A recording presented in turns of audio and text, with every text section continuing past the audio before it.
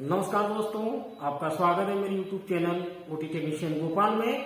Guys, आज हम कुछ नया देखते हैं। आज हम कुछ मेडिकल टर्म्स देखेंगे जो कि बहुत इंपॉर्टेंट होते हैं और एक नर्सिंग ऑफिसर और ओटी टेक्नीशियन के लिए बहुत ही आवश्यक है ना। जो भी ओटी में हमारे जो टर्म्स यूज होते हैं, तो आज हम कुछ सफिक्स देखते हैं जो कि जो हमारी ऑपरेशन प्रोसीजर होती है उसके अंत में लगाया जाता है। तो आज हम ऐसे टर्म्स देखेंगे, जैसे एक्टोमी हो गई, ओटोमी हो गई, ओस्टोमी हो गई, है ना। इसके बाद में हमारा ओस्टोमी हो गई, फिर स्कोपी हो गया, है ना, और हैप्पी हो गई और प्लास्टी हो गया।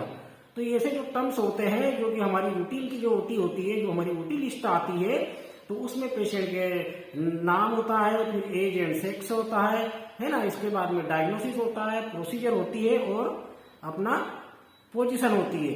तो उसका डायग्नोसिस देख के, उसकी प्रोसीजर देख के हम ये समझ जाते हैं कि इस प्रोसीजर में क्या करेंगे, है ना। या ओपनिंग करेंगे, या रिमूवल करेंगे, या रिपेयर करेंगे, या एग्जामिन करेंगे।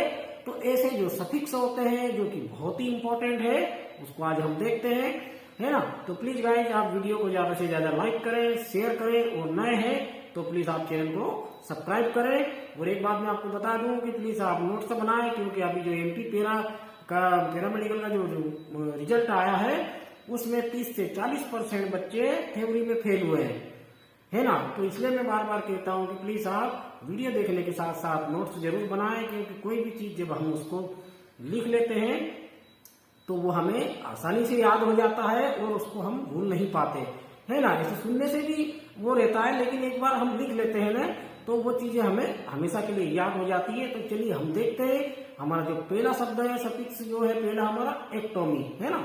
एक्टोमी क्या होता है? एक्टोमी क्या है कि एक सफिक्स है जो कि शब्द के अंत में लगाया जाता है, और इसका जो मतलब होता है वो एक्सीजन और रिमूवल को ये दर्शाता है ना। एक्सीजन और रिमूवल को ये दर्शाता है। मतलब इसमें रिमूवल एक्सीजन भी होगा और रिमूवल भी होगा।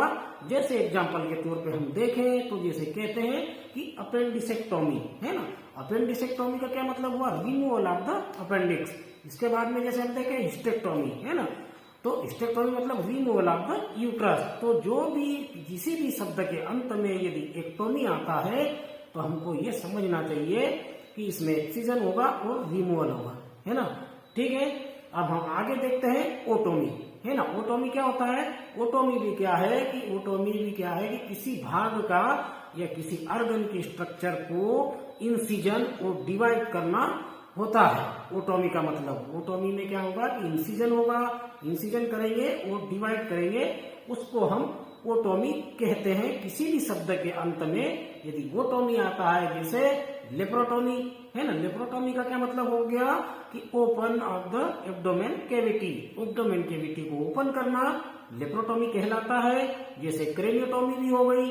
क्रेनियोटोमी हो गई का मतलब होता है जैसे क्रेनियम को ओपन करना, जो कि हमारी स्कल बोन होती है, स्कल होती है जो, उसमें जो क्रेनियम बोन होती है उसको ओपन करना मतलब क्रेनियोटोमी, है ना। वैसे ही शब्द हमारे टेनाटोमी होता है। टेनाटोमी का भी मतलब होता है कि उसमें कि ओपन करके उसमें इंसिजन करके डिवाइड करना होता है ना। तो इसका ओटोमी का मतलब होता है इंसिजन एंड डिवाइडिंग। ठीक है, जैसे ही इससे ही एक मिलता जुलता शब्द होता है ट्रेकियोटोमी। ट्रेकियोटोमी का भी मतलब होता है कि ट्रेकिया को इंसिजन करके डिवाइड किया जाता है ना। लेकिन सेम इससे ही एक मिलता जुलता शब्द है ट्रेकियोस्टोमी, है ना। तो ट्रेकियोस्टोमी में हम ओस्टोमी में चले गए। ट्रेकियोस्टोमी का मतलब होता है कि एक आर्टिफिशियल ओपनिंग बनाकर वहां से ट्यूब को पास किया जाता है और उससे ही हम ओपनिंग, ट्रेकिया की ओपनिंग बनाई जाती है, उसको ट्रेकियोस्टोमी कहते हैं। ठीक है, आज हम तीसरा देखते हैं दोस्तों। तीसरा हमारा है ओस्टोमी, है ना। ओस्टोमी का क्या मतलब है? ओस्टोमी का कि ओस्टोमी में क्या होता है कि किसी भी अंग का या भाग का आर्टिफिशियल ओपनिंग का निर्माण करना, उसको ओस्टोमी कहते हैं, है ना।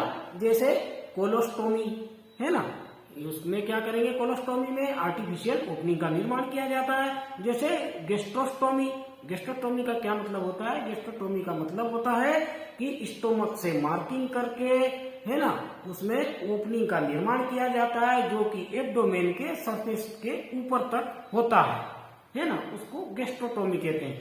तो ये हो गया हमारा ओस्टोमी, है ना। इसके बाद में हम देखते हैं तो हमारा जो चौथे नंबर का है स्कोपी।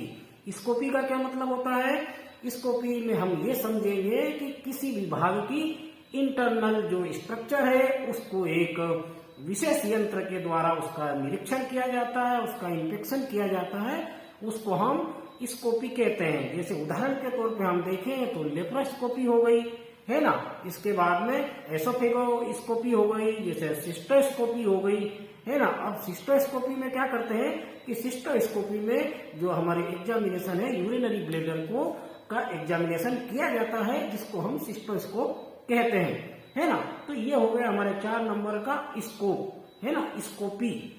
इसमें भी शब्द में किसी भी शब्द में यदि आता है जैसे एसोफेगोस्कोपी, है ना। एसोफेगोस्कोपी का मतलब क्या हो गया कि हमारी स्कोपी एसोफेगस को एक विशेष यंत्र के द्वारा, जिसको कि हम एंडोस्कोप भी कहते हैं, लेप्रोस्कोप भी कहते हैं, है ना।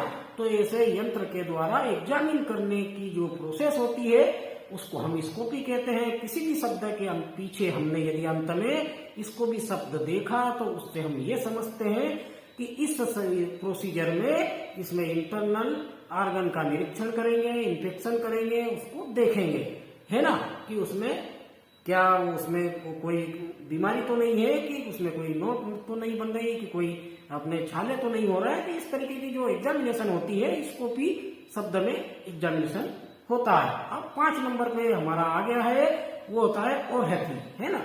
ओरहेपी का क्या मतलब होता है? ओरहेपी का मतलब होता है कि सूचर या फिर रिपेयर करना, किसी भी स्ट्रक्चर को सूचरिंग करना या फिर रिपेयर करना, उसको ओरहेपी कहते हैं। जैसे हर्नियोहर्पी, है ना। तो हर्नियोहर्पी क्या होता है? हर्निया क्या होता है कि जो हमारी जो एब्डोमिनल जो लोअर एब्डोमेन होता है तो उसमें इक्वल किनाल में एक बल्ज आ जाता है, जो कि हमारी जो इंटेस्टाइन होती है वो पेरिटोनियम जो होती है, पेरिटोनियम लेयर का इधर उधर बल्ज हो जाना, उसको हम हर्नियो कहते हैं, उसको हर्नियोहर्पी, है ना।